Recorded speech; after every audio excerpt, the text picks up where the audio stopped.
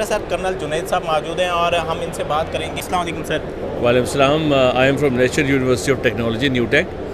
हम एक public sector university हैं और हमारा जो फुटप्रिंट है उसका एक जो बड़ा इम्पैक्ट है वो ये है कि हम इंडस्ट्री के लिए बहुत काम करते हैं। It's a university for industry. और साथ ही साथ में हम जो है अपने जो क्लाइंट्स हैं लोकल इंडस्ट्री की भी और पाकिस्तान मिलिट्री की भी, उनके लिए भी हम प्रोजेक्ट्स करते हैं।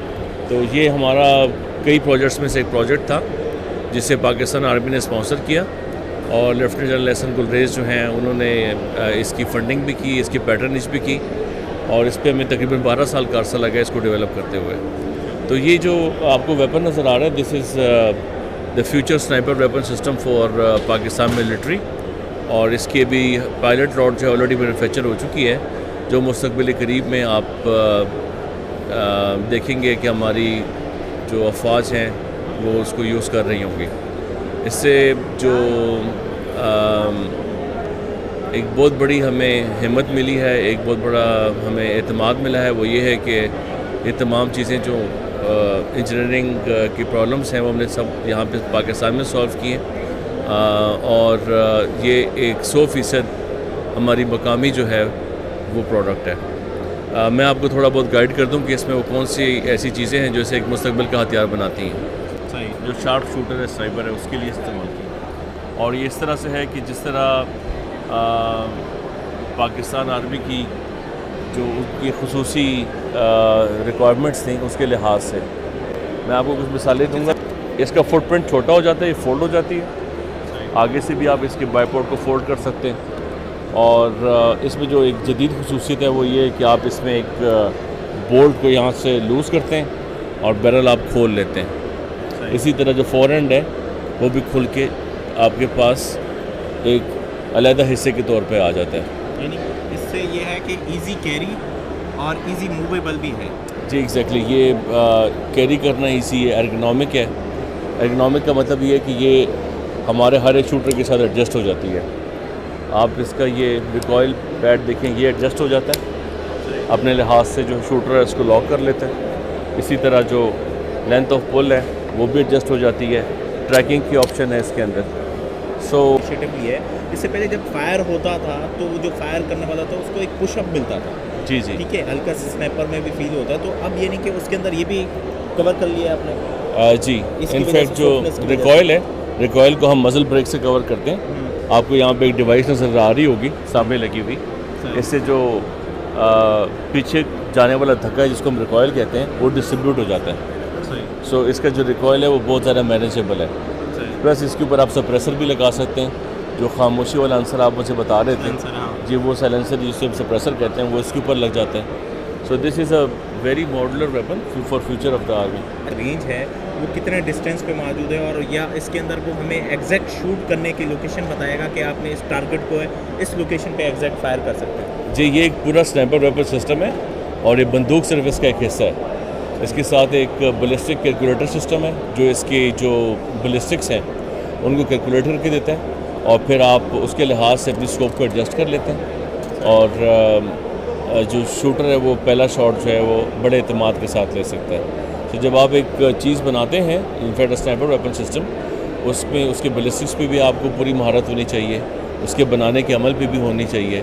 फिर जो हमारे शूटर की रिक्वायरमेंट है फील्ड में वो उसमें भी आपको अच्छी तरह पता होना चाहिए। तो चूँकि हम खुद भी शूटिंग कम्युनिटी से हैं, आर्मी के लिए शूट करते हैं और साथ साथ में इंजीनियरिंग बैकग्राउंड भी है हमारा और कुछ फ़ॉरेन से भी हमने तालीम हासिल की हुई है। तो उन तमाम आइडियाज़ को कंबाइन करके और उन तमाम एक्सपीरियंसेस को कंबाइन करके along with the latest technology in manufacturing, तो ये चीज़ जो है वो आपके सामने है अभी।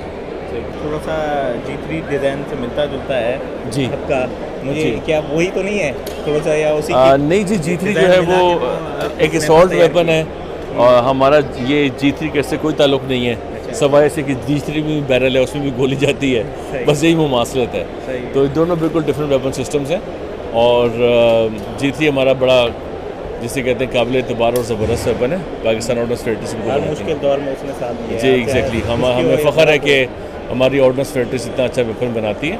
हम उन्हीं को कॉम्प्लीमेंट करने के लिए इंडिपेंडेंट R&D करते हैं और उनसे भी कोलैबोरेशन करते हैं। इसमें जो बैरल लगी हुई है वो G3 की ही मशीन पे बनी हुई है।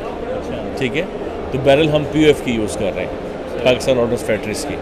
तो जो मकसद है वो ये है कि हमने अपने मुल्क को इनेबल करना है, और जो इदारे अच्छा काम कर रहे हैं वो बैरल्स बहुत अच्छी बना रहे हैं, बाकी उनकी प्रोडक्शन लाइन्स बहुत अच्छी हैं, तो वो साथ में उसका हम फ़ायदा उठाते हैं। जी, हमारे पास एक कंप्यूटरेशन सिस्टम है जिससे हमारी जो पुरानी तोपें हैं उनको हम मॉडर्नाइज़ कर रहे हैं। उनको शूट लेने का प्रोसीजर, उनकी टारगेट का डिले करने का सिस्टम, इससे अभी डिजिटलाइज हो जाएगा, यानी जी एग्जैक्टली ये और बहुत सारी चीज़ें, यानी कि एक नई इन्वेंशन पे लेके। जी, मैं इसकी ज़्यादा डिटेल आपको नहीं बता सकता बिकॉज कॉन्फिडेंशियल है, लेकिन ये कि ये इसका मैदान जंग में बहुत बड़ा इफेक्ट होगा इंशाल्लाह ताला, बल्कि अभी हम देख भी रहे हैं। दुश्मन खौफ के मारे अब डर जाएगा ये देख के।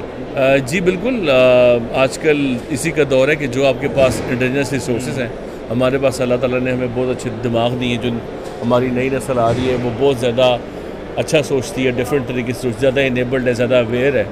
तो आजकल तो कोई इतना मसला नहीं है सॉफ्टवेयर लिखना, कोई नई जहत लाना, बिकॉज दुनिया बहुत तरक्की कर गई है।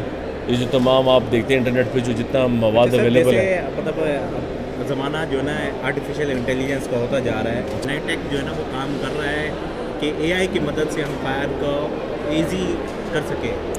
जी बिल्कुल, हमारे पाकिस्तान एयरफोर्स के इदारे इस पे काम कर रहे हैं, पाकिस्तानी फ़ौज भी इस पे काम कर रही है, और आर्टिफिशियल इंटेलिजेंस को हम कई डिफरेंट जगहों पे यूज़ कर भी रहे हैं। मैं आपको एक प्रोजेक्ट दिखाता हूँ, अगर आप आएंगे तो ये एक अभी जब एयर ट्रैवल करते हैं तो आपको अपना सामान चेक करवाना पड़ता है। जी, तो वो आप देखेंगे कि वो ऑपरेटर पे डिपेंड करता है, अगर वो कोई चीज़ पकड़ ले तो पकड़ ले, उसकी ज़हनी सलाहियत पे, उसकी उस वक्त जो उसके हालात हैं, घर से डिप्रेशन में शिकार है, वो बहुत अच्छे ट्रेंड है, प्रोफेशनल हैं, लेकिन हर एक चीज़ में इंसानी गलती की गुंजाइश रहती है।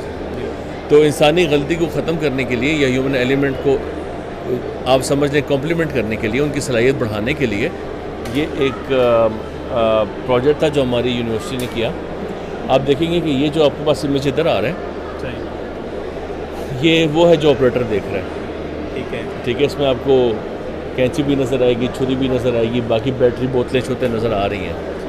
अभी जब मैं स्कैनिंग शुरू करूँगा, ये बैग स्कैन हो रहा है आपके सामने, तो आपके पास यहाँ पे वो इमेज आ रहा है जो कि ऑपरेटर देख रहा है, और वहाँ पे AI बेस्ड इमेज आ रहा है, और वो बता रहा है कि इसमें बोतल भी पड़ी हुई है, इसके अंदर छुरी भी पड़ी हुई है, इसमें कैंची भी पड़ी हुई है, और अगर कोई चीज़ पीछे छुपी हुई है उसको भी बता रहे थे। सो जो AI सिस्टम्स हैं ये फ़िलहाल इंसानी जहानत और इंसानी सलाहियत का 100% नेमल बदल नहीं है, लेकिन ये जो हमारे प्रोसेसेस हैं या जो हमारे प्रोटोकॉल्स हैं, तो जो हमारा काम हम रोज़ाना करते हैं, उनमें आपको एक बहुत अच्छी किस्म की हेल्प मिलती है। इससे भाई इंडस्ट्री में आना ही आना है, आज या कल आना ही आना है। तो क्या आप इंसान के साथ ज़रा एक इंसान की जान की बड़ी अहमियत है, कीमत है, वो दुनिया के चाहे किसी मुल्क की आर्मी हो। जी बिल्कुल, हमारा दुश्मन जो है वो हमसे साइज में भी बड़ा है, रिसोर्सेज भी ज़्यादा हैं, लेकिन हम ये समझते हैं कि हमारे पास वो ह्यूमन रिसोर्स मौजूद है, वो हिम्मत है और वो काम करने का जज्बा है कि जिससे हम इसी तरह अपने स्मार्ट सॉल्यूशंस देख के, इनिशिएटिव लेके और मेहनत करके हम उनको अच्छा खासा टफ टाइम देंगे। न्यूटेक के स्टॉल के ऊपर हमने विज़िट किया और इसके हमने मुख्तलिफ एमिनेशंस को देखा और साथ में एक स्कैनिंग सिस्टम देखा जो AI की मदद से भी इसके अंदर काम लिया जा रहा है और पूरी स्कैनिंग की जा रही। जो आप एयरपोर्ट्स के ऊपर देखते हैं कि स्कैनिंग सिस्टम होता है, आप गुजरते हुए आपको सामान की चेकिंग करानी होती है, इस तरीके से न्यूटेक ने भी इसको स्कैनिंग सिस्टम को भी तैयार कर दिया है। और